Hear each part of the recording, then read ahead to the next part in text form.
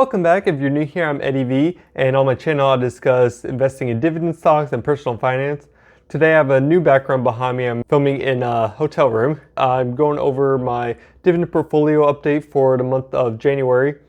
And this past month, the last couple weeks, the market has not been too hot, and this week is no exception. The market is still trending downwards.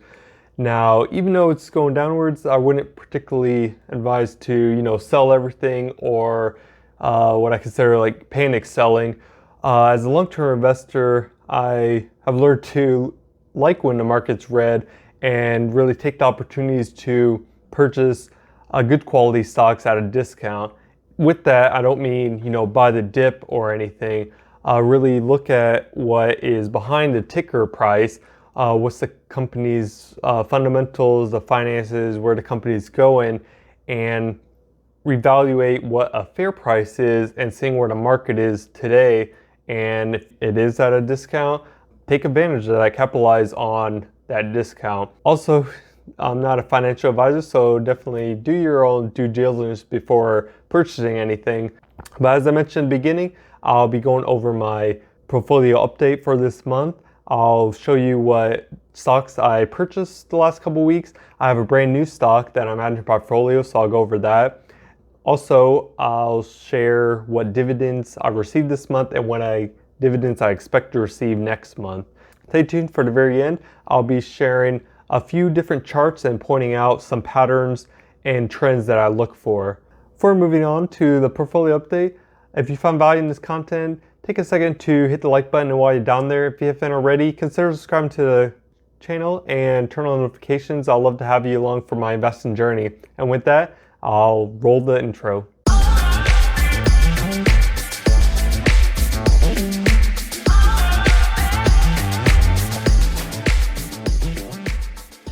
Look at my dividend stock portfolio for this month. My total is $2,971.94. My gain this month has been $76.66, and my return is 5.78%. So comparing back to last month, the end of December, I believe the gain was around 211 and the return close to 18%. So I'll post a screenshot of that up here. And so definitely been at a downtrend as the market's been. So you can see I've fallen close to a little over 10% as far as my total return. Going to go over to my holdings, show you what my top three were and what my bottom three stocks were in this portfolio. So right now, over in holdings, my top three were AbbVie, Pfizer, and Qualcomm. AbbVie has increased 14.75%, Pfizer has been 14.49%, and Qualcomm has been 14.38%. Switching over to my bottom three, it is Target, NextEra Energy, and AGNC Investment. Target has fallen 11.737%. NextEra has been down 8.58%, and AGNC has been down 6.88%. I'm going to switch over to what stocks I've purchased this month. All right, so over here looking at my activity, you can see right here is 13 buys and 14 buys. Now on those days, what I do, I basically have a reoccurring contributions in M1 Finance. It puts every other week $100. So I just let M1 Finance kind of spread those contributions based on the percentages I have for each of the stocks. The reason I do that is because my portfolio is still pretty small and I'm just trying to build up my portfolio as a whole slowly. Now, every other week, my plan is to put around $100 and pick certain stocks. So I'm doing like a passive and active at the same time. So we'll jump into that. On January 18th, I bought two. They were Lockheed Martin, I put 50 in, and Best Buy, I put 50 in those. Going back here, on the 24th, it was actually yesterday, I put $50 into Johnson & Johnson and $50 into Lowe's. Today, I bought two stocks. One of them is my new position I'm adding to my portfolio. So here we go. Put $50 into JP Morgan, and my new stock to my portfolio is StarBucks. Ticker symbol SBUX. So that one I bought a full share of it. So you see it's 100. I think I bought it was around $98 when I put in the order this morning. Later in the video when I'm showing the charts, I'll explain kind of what drove my decision for that. I'm going to switch over, going back here to show what dividends I received this month. All right, so the dividends I've received this month. On January 4th, Best Buy, a total of 84 cents. On the 7th, I received a dividend from Pepsi for 79 cents. On the 11th, I got dividend from AG&C for 68 cents. And the 14th from Realty Income, 29 cents. And on the 18th, got a dividend from Stag at 24 cents. Now I do have 2 more dividends I'm coming in tomorrow at time of recording on the 26th. I'm going to get a dividend from Cisco, which is going to be approximately 33 cents. And at the end of the month on the 31st, I'm getting one from JP Morgan, and that'll be around 69 cents. So all my dividends for this month will be a total of $3.86.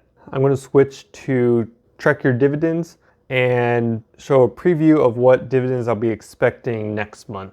So for next month, plan to receive a handful of dividends. I think there's 6 here.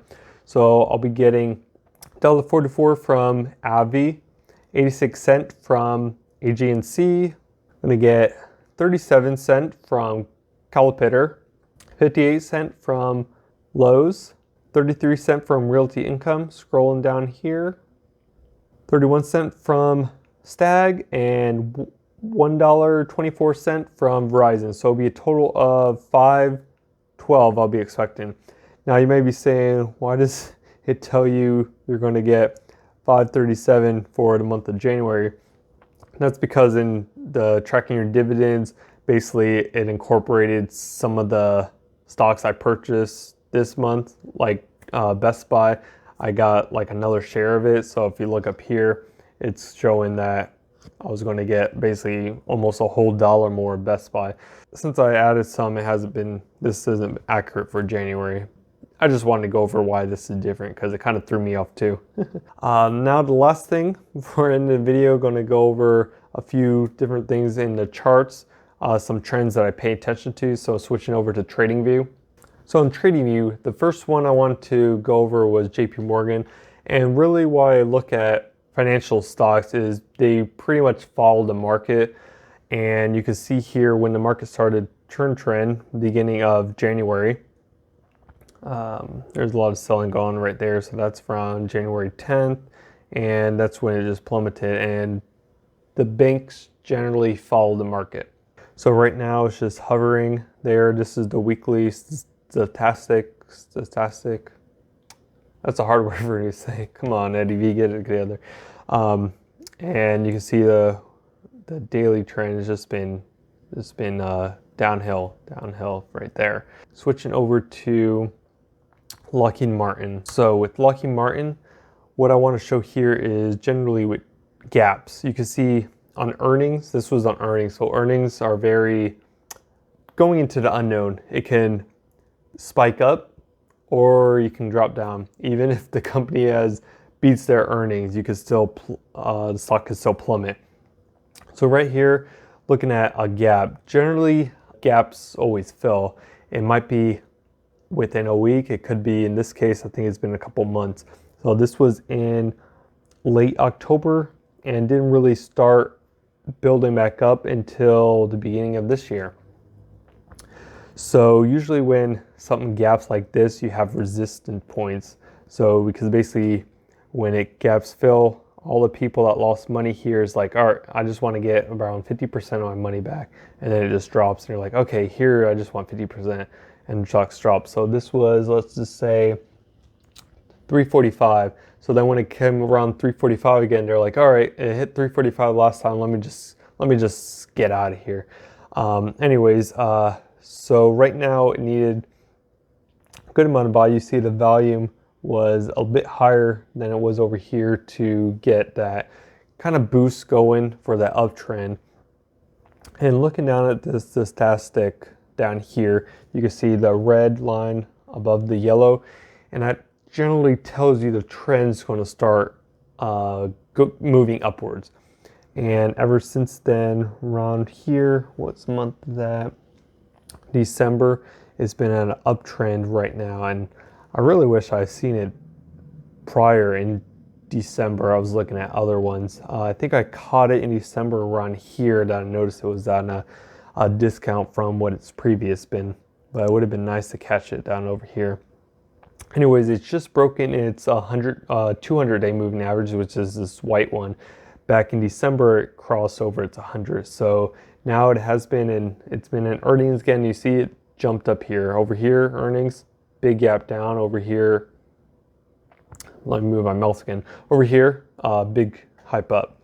So I wanted to show that what can happen with gaps. Now quickly going to Best Buy. Now the reason I'm keeping my eye on Best Buy is going off of the pattern I showed in Lockheed Martin.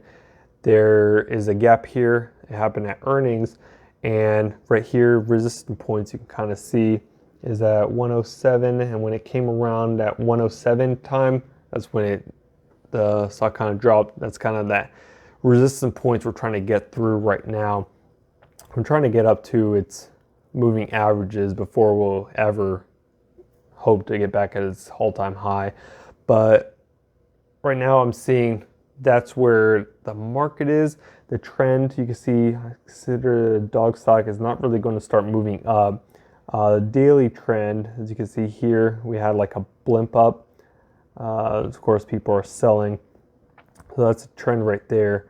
But the long-term trend, it's not really going to upward movement. It's just hovering right around here. As you can see, it's just kind of hovering there. The last one I want to go over is Starbucks, and ticker symbol SBUX. And really what caught my eye here is it's really at a good discount right now. I think behind the ticker price, I think it's a good company, good dividend. I believe the dividend's around 2.9. I'll have to double check that. I'll put it on the bottom what the dividend is. So looking at here, the stock has been hovering around its moving averages. If we go back here, it really was clinging to that 100-day moving average. It had a spike up here and then came down. It just kind of hovered. What day is this? In September, it broke its 100-day and it was hovering around its 200-day. There was that gap down in earnings, and as I said, the gaps generally fill. This one, it took, what was that? The end of October. It only took a week to recover from that gap. So what I'm looking at right here is that if we scroll back, Starbucks has never been this low as far as I only scrolled back maybe a few months. So it's on an all-time low right now. And particularly because the whole market's going down. But that's why I'm capitalizing on this discount and thought it was a good time to enter my position for this dividend stock. And I think it's at a good price right now. Portfolio is still small, so I've been particular about what I wanted to add to it, but I thought this was a good opportunity. And just looking, you can see the long term is definitely a downtrend right now, and we're way below basically day to day is a dog right there.